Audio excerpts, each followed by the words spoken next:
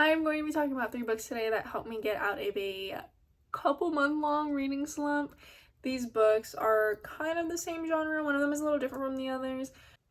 2 of the books I read on my Kindle, and then one I have the physical copy of.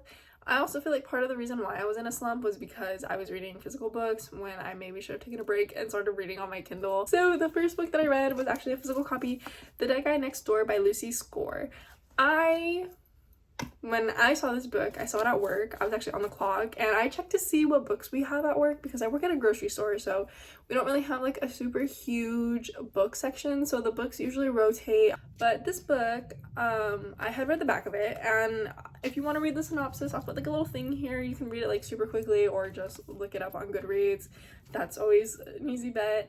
I am pretty picky when it comes to my romance books. I don't like a lot of spice. I don't like dark romance. I don't like cheating. I don't like... Basically, you get my gist. There's people who enjoy books like those. If that is the kind of book that you like, this is not going to be for you. This is... I actually don't know the genre of this book, to be honest. I haven't really looked into it. I don't really look at that when I look at books. When I look at books, I just read the back, and if it sounds interesting, I get it.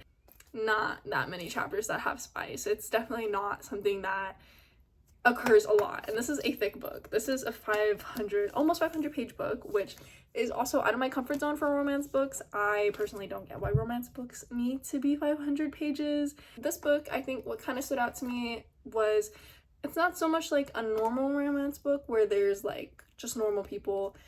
Riley and her family are psychic, and it's fake dating, so they start off fake dating and then it ends up being more. There's also a second love interest, but it's nothing crazy where it's like fighting for her, which I can't do that. I can do it in my romantasy books, but just for some reason I can't do it with normal people. I don't know why. Now that I'm thinking about it and I'm like hearing myself say this, I'm like, why am I like this?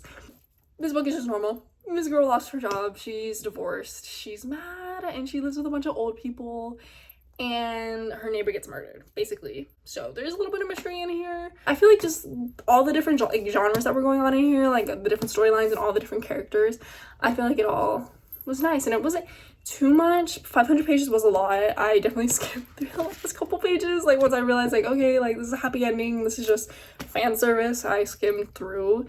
I do give this book 4 stars though. And another book that I read recently that I absolutely flew through this book, which for some reason, I don't know why, like I would be at work reading it on my break, or I would be at work like, okay, I can't wait to go home and read this. I would read it before I went to sleep. I would read it while I'm cooking, while I'm doing chores. Like I was picking up my Kindle to read this book so often, which is weird because I really don't like these kind of romance books, because a lot of them that I read when I first started picking up reading again, they were recommended to me by TikTok, so now I have trust issues when it comes to my romance books and TikTok.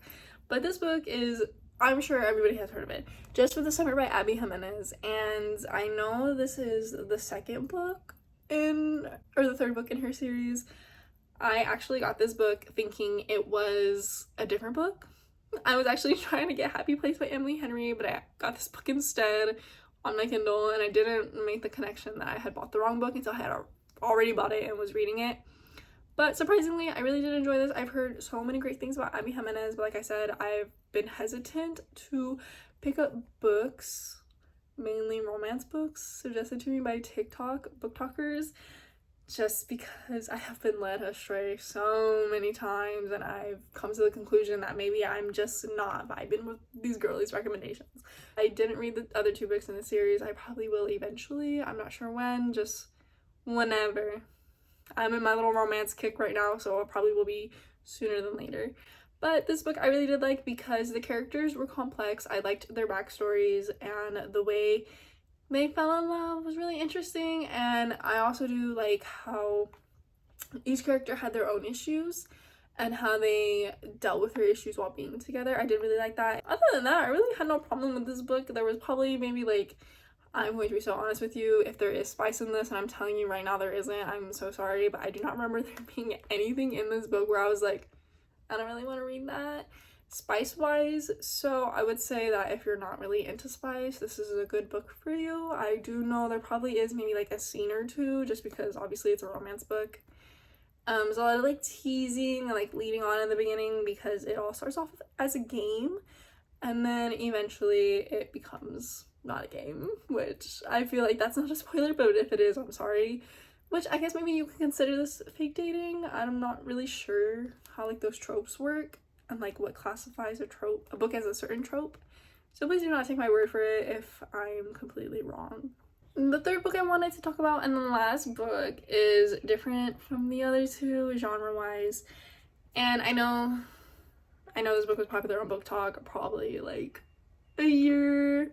more than a year ago, but this book is different than the type of book that I read. My friend and I, we have like this little book club, and she actually had said that this is a book that had been sitting on her shelf for a while, and so she picked it for her book of the month, and this is what we read. I flew through this book, and the one thing I like about this book is that all of the stories, well, all of the characters are connected and they're in each other's chapters and they know each other, and each chapter is about a different character and their backstories were just so good. I probably don't even need to talk about this book because probably everybody has read this. It definitely is not a book I would pick up, but I'm glad that I did because it was really good and it was really sweet, and I loved all of the character stories. It really is definitely one of those books where you kind of think about it, and it is on the shorter side. I think it's almost 300 pages, not exactly 300 pages, so it definitely is quick. Each chapter is quick, and I do like the premise of it but I really did like this book, so definitely give it a go. All of these other books were really good, and I hope I keep having good reads so I can continue sharing these books that I finish in timely manners, because I absolutely loved all of these books, and sometimes it's hard to find a book that you enjoy, so let's hope I continue on this good streak.